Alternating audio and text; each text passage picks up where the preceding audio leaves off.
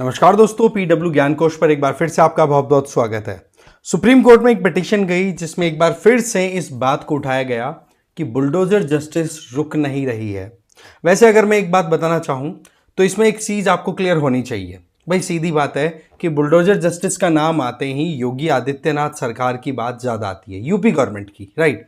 But हमें ये थोड़ा सा मान लेना चाहिए, समझ लेना चाहिए कि ये कॉन्सेप्ट जो है बुलडोजर जस्टिस वाला, कि कोई भी इलीगल एनक्रोचमेंट है तो उसको डिमोलिश करने के लिए बुलडोजर यूज करना, या फिर किसी को पनिश करने के लिए भी कहीं ना कहीं सरकारों के द्वारा इसको एक टूल की तरह यूज करना, ये कोई यूपी के करंट गवर्नमेंट के द्वारा इजाद किया हुआ टूल नहीं है, पहले भी होता था। बस फर्क इतना सा है कि आज के जमाने में सोशल मीडिया है, तो ऐसे में इंटरनेट सोशल मीडिया की वजह से इंफॉर्मेशन बहुत जल्दी लोगों तक पहुंच जाती है। बट आते हैं हमारे मुद्दे पर। मुद्दा कुछ ऐसा है कि सुप्रीम कोर्ट ने कह दिया कि देखो, आप हो एग्जीक्यूटिव, जहां पर सरकार और जो ब्यूरोक्रेट्स हैं वो मिलकर के काम करते हैं। बट सवाल यह आता है कि क्या जस्टिस इंश्योर करने के लिए एग्जीक्यूटिव सिंगल हैंडेडली काम कर सकते हैं? Answer is no. कहा कि आर्बिट्रेरी एक्शन अगर किसी भी ऑफिशियल के द्वारा लिया जाता है तो उस केस में उस इंडिविजुअल के खिलाफ में एक्शन हो सकेगा, राइट। पॉइंट ये आ रहा है कि यहां पर एग्जीक्यूटिव और जुडिशरी के बीच का जो एक सुंदर सा बैलेंस है, वो बैलेंस बिगड़ना नहीं चाहिए।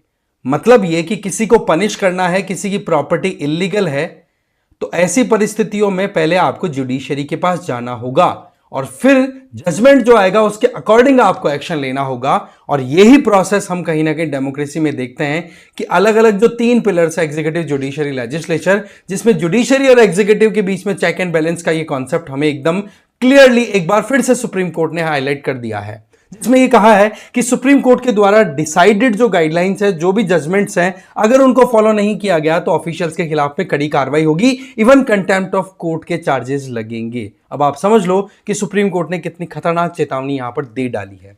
अब देखो, बात कुछ ऐसी है कि अभी रिसेंट जिस तरीके के काम देखे गए हैं, जिसमें यूपी मेजरली हाईलाइटेड रहा, उसके अलावा एमपी में भी इस तरीके के केसेस देखने को मिले, तेलंगाना में भी इस तरीके के इंसिडेंट्स देखने को मिले जब बुलडोजर का यूज करते हुए और कंस्ट्रक्शन का डिमोलिशन कर दिया। बट वहीं पर सुप्रीम कोर्ट ने कहा कि एक मिडिल क्लास इंडिविजुअल अपने घर के ऊपर अपनी खुद की छत बनाता है बड़ी मेहनत करके, और एक इंडिविजुअल की सजा के चक्कर में आप बाकी फैमिली के जो मेंबर्स हैं उनकी भी छत उड़ा देते हो। ये कोई जस्टिस का काम है क्या? इस तरीके से करारी या कहें एकदम कड़क अप्रोच रखते हुए सुप्रीम कोर्ट ने लताड़ लगाई है। अब देखो, आगे हम जब से बढ़े, आप लोगों के लिए important announcement, UPSC foundation courses को आप ज्वाइन कर सकते हो। 2026 के अगर एस्पिरेंट हो तो संकल्प हिंदी और इंग्लिश में ज्वाइन कर सकते हैं और टाइटन इंग्लिश में ज्वाइन कर सकते हो। सिमिलरली 2025 के एस्पिरेंट हैं तो प्रहार ज्वाइन कर सकते हैं हिंदी और इंग्लिश में और टाइटन इंग्लिश में। इनमें आपको लाइव रिकॉर्डेड क्लासेस भी मिलेंगी, सीसैट के आपके प्रैक्टिस सेशंस होंगे, MCQs and mains answer writing, साथ ही साथ आपके जीएस की ई बुक्स भी प्रोवाइड कर दी जाएंगी।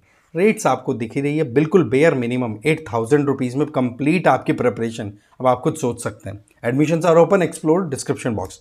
अब देखो, पॉइंट है, सुप्रीम कोर्ट ने जो बातें कही है, सीधी बात कि एडजुडिकेट करने का, किसी भी मामले को सही या गलत ठहराने का जो फाइनल निर्णय होता है, that is based on judicial review. Judiciary देखेगी, उसके अकॉर्डिंग डिसाइड होगा। बट आप यहां पर मनमानी कर रहे हो, आप ही तो लॉ बना रहे हो और आप ही उसको एग्जीक्यूट कर रहे हो, तो फिर बाद में बोला जुडिशरी क्या मूक दर्शक है? हाँ जी। इसके अलावा ट्रायल्स होने जरूरी है। अगर कहीं पे किसी ने इलीगल कंस्ट्रक्शन किया है तो मामला पहले कोर्ट के सामने जाएगा, कोर्ट में सुनवाई होगी, फिर उसके बाद में जो जजमेंट आएगा उसको इंप्लीमेंट करे सरकार और जो ब्यूरोक्रेट्स हैं वो। इसके अलावा यह कह दिया कि जो भी ऑफिशियल्स कोर्ट के द्वारा जो भी गाइडलाइंस इशू की गई है वो, और साथ में लीगल प्रिंसिपल जो स्थापित है कि हाँ जी, कहीं पर भी डिस्प्यूट आ रहा है तो पहले कोर्ट में जाएगा, फिर वहां पे जजमेंट आएगा, फिर उसके बाद में एक्शन लिया जाएगा। अगर उसका किसी भी ऑफिशियल ने वायलेशन किया तो ऑफिशियल को बख्शा नहीं जाएगा। तो ये एकदम clear cut statement supreme court ने दे दिए हैं।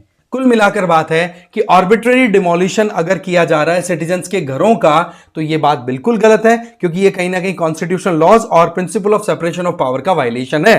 क्योंकि जब तक जुडिशरी डिसाइड नहीं कर देती तब तक एग्जीक्यूटिव्स को अपने हाथ में कानून को लेने का कोई अधिकार नहीं है। अब आप देखो क्या शब्द यूज किए हैं सुप्रीम कोर्ट ने, no one can be held guilty without a fair trial. इसका मतलब कोर्ट में तो मामला जाना ही चाहिए। आप किसी अक्यूज्ड या किसी कन्विक्ट को पनिश करना चाहते हो, किसी दूसरे क्राइम में कोई दूसरा बंदा संलिप्त है या आपको लगता है कि ऐसा उसने किया होगा, बस उसके आधार पर आप उसके घर को डिमोलिश कर दो, ये कब तक आपकी बात चलेगी? ये सरकार को लताड़ लगाई है। इसके अलावा कोर्ट ने कहा है कि एक तरीके की एग्जीक्यूटिव ओवर रीच है, आप लोग कहीं ना कहीं फंडामेंटल लीगल प्रिंसिपल्स को खत्म करने की कोशिश कर रहे हो। और कोर्ट ने हाईलाइट किया कि देखो, आप अपनी अथॉरिटी से ज्यादा दूर जाकर के काम करते हुए दिखे तो जो भी ऑफिशियल वहां पर इन्वॉल्व दिखेगा उसके खिलाफ में कार्रवाई होगी।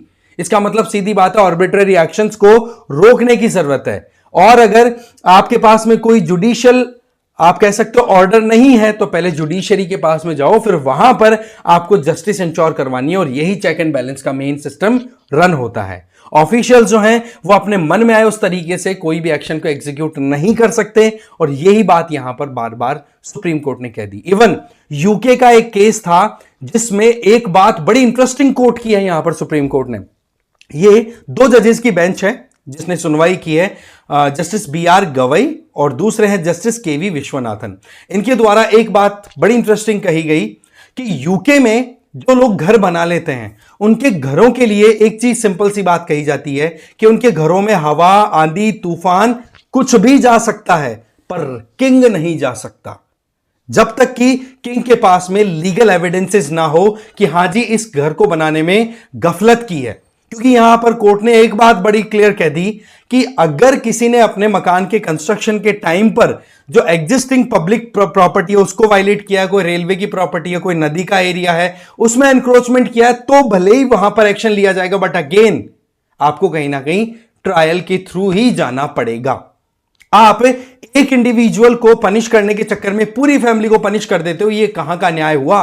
इस तरीके की बातें सुप्रीम कोर्ट ने बिल्कुल हाईलाइट की है। और अगर इस तरीके से कोई ऑफिशियल संलिप्त मिला ना, तो फिर वो ठीक बात नहीं होगी। आप देखो यहां पर कि public road, railway line, water body, इनकी अगर बात करें, इनकी जमीन पर किसी ने कोई कंस्ट्रक्शन कर दिया, ध्यान से समझना इस बात को, क्योंकि यह बात सरकार को एक तरफ सपोर्ट भी कर रही है, यह ध्यान रखना।